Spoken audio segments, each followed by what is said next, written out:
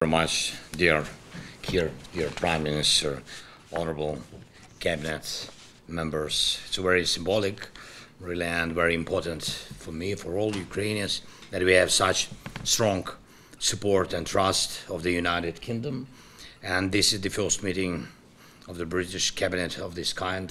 Thank you so much. I truly hope that this beginning of the new British government's work will open up more shared opportunities for us, Ukraine and the UK.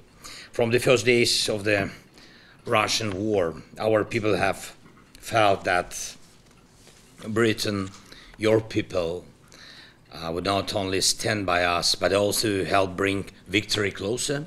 And I'm grateful that British self-respect and your love of life have always resonated in your leadership, truly, truly meaningful and helpful. And Britain has taken good steps, and every new move you made strengthened our men and women on the front lines, our successes, and in the Black Sea, first of all, our greater political opportunities and our resilience as a nation, an army, and the entire society. Sure, Russia fears such support. And in Moscow, they know that you, in London, have the decision-making power that can steer this war towards its end. And it will be the right conclusion, just and fair. We have to remember that in many aspects, Russia is weaker. Their intelligence is weaker. Their diplomacy has turned into mere bribes, lies, or threats. Economically, they are not strong. The only competitive advantage Putin still has is a large supply of Soviet-era weapons, money, and a complete disregard for human life.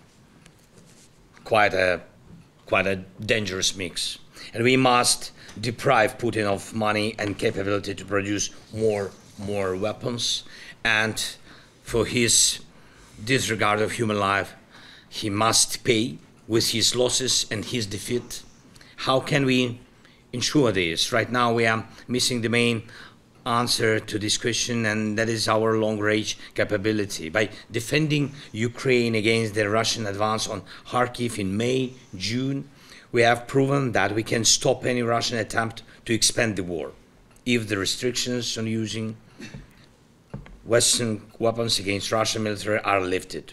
Once we can strike further than just near the border, including Russian military airfields. And we will not only protect ourselves from any Russian offensives, but also secure our frontline positions and cities from Russian bombs. Putin has no shame to hit residential areas, city squares, hospitals, schools with bombs. And Russia uses about 3,500 guided bombs per month.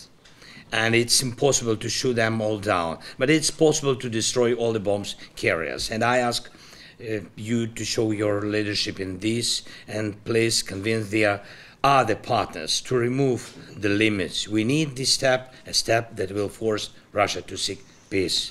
Mr. Prime Minister, I want to praise the energy with which you have started the work of the new government.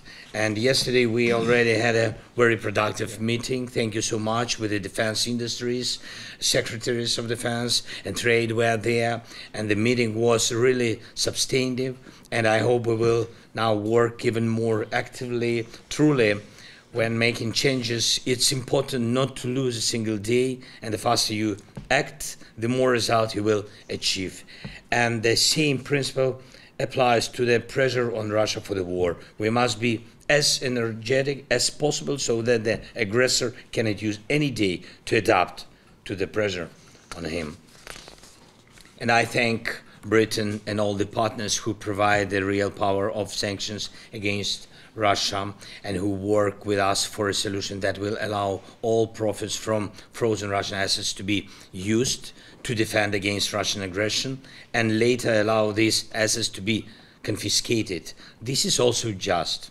And I want to underline that nowadays the sense of safety and security for each person cannot be separated from the overall security situation in the country and the state's ability to defend itself. I appreciate your task to make Britain and the whole of Europe more safe and secure. I hope you'll succeed. And our bilateral security agreement with Britain was the first and in many ways exemplary for other agreements. We in Ukraine are extremely grateful for such leadership, and I hope we can achieve the main goals of our agreement during the years your government is in office. And I really appreciate that our ministers have just signed the Defense Industrial Support Treaty, practical document. We always have to keep in mind that security and defense cooperation between Ukraine and the UK always matters. And of course, I invited you, Kir, thank you so much. When you will have possibility to come to Ukraine, you will see that for all Ukrainians is a privilege, and we are very thankful to UK and to all of you, to all of your nation. Thank you again.